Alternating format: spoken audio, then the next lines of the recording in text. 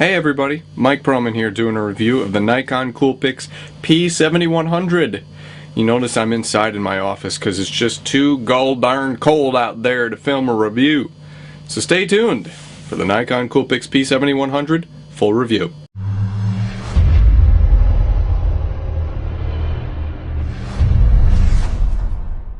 The Nikon Coolpix P7100 is one of the most versatile advanced point-and-shoots on the market. When I say advanced point-and-shoot, I mean it joins the ranks of the Canon PowerShot S100, Canon PowerShot G12, Olympus XZ1, Pentax Q, also the Panasonic Lumix DMC LX5. Do not forget. Now the one thing about the P7100 is that it carries over last year's 1/1.7 inch CCD with 10 megapixel resolution, and that's the same sensor found on the P7000.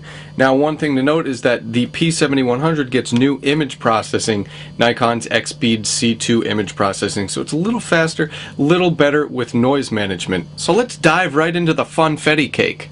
The Nikon Coolpix P7100 exhibited some very decent image quality. I tested it next to the Canon PowerShot S100 and Pentax Q. In bright light, I found that all three cameras exhibited a very similar performance. The Nikon's very sharp. Colors are quite realistic and accurate. Now the only thing about the P7100 is that when the lights dimmed, this camera wanted to jack the ISO up like it was his birthday.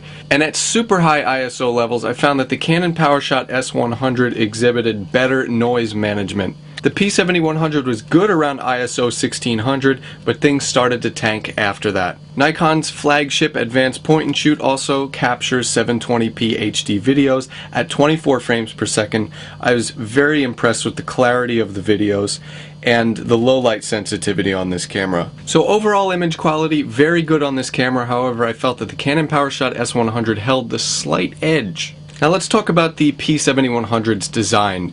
This thing is an obscene display of photographic splendor.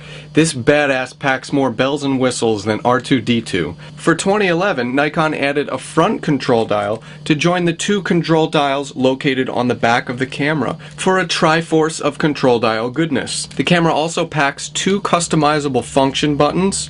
We have an auto exposure and autofocus lock button.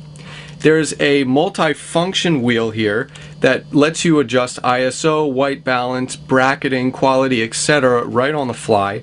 We have an exposure compensation dial, not to mention the hot shoe on top for a flash or other accessory, optical viewfinder even though it only had an 80% field of view, pop-up flash, though small, many options for adjustment. And last but not least, the P7100 rocks a 3.5mm mic jack. So we could do away with the craptastic digital camera audio. But I also left out one of the most important features on the P7100, and that is the fold-out vari-angle LCD that is new this year, although I did prefer the Canon G12's LCD because it flipped out and pulled a 180 for self-portraits and one-man video segments. The Nikon P7100 has a 7.1x optical zoom Nikon lens, and this thing has an f2.8 base aperture and a wide-angle equivalent. I was very impressed with the lens, especially the zoom motor during video recording. It was exceedingly quiet. The Nikon Coolpix P7100 is also a manual control power plant. It has a 60-second shutter speed.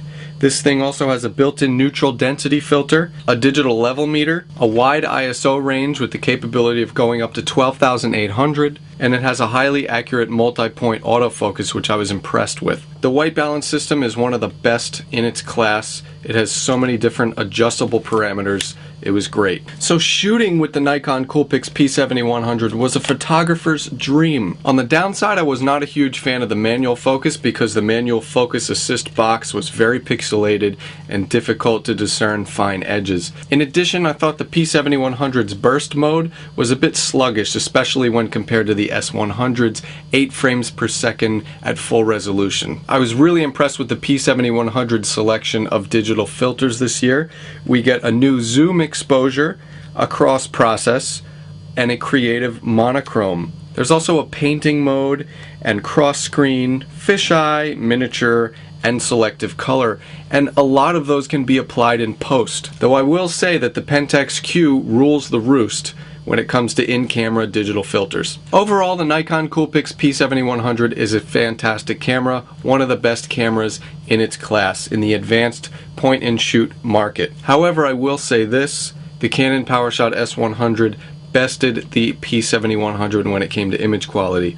Also, when Canon gets its act together and comes out with a G13, which probably will use the S100 sensor, this thing will be shaking in its boots. But for now, the Nikon Coolpix P7100 is an optimal choice for an advanced photographer who's looking for a more compact companion for their DSLR. In fact, the P7100 is going to scare away most consumers. As the ultimate test, I showed the P7100 to a mom on one of my press trips, and all she could talk about was the Nikon J1, the Ashton Kutcher camera, which is going to be my next review. This has been the Nikon Coolpix P7100 review. For Techno Buffalo, I'm Mike Perlman. Be sure to go to technobuffalo.com for the full review on this bad boy with image samples and video samples. And for all other camera-related news and reviews, go to technobuffalo.com. I'll catch you guys on the flip side.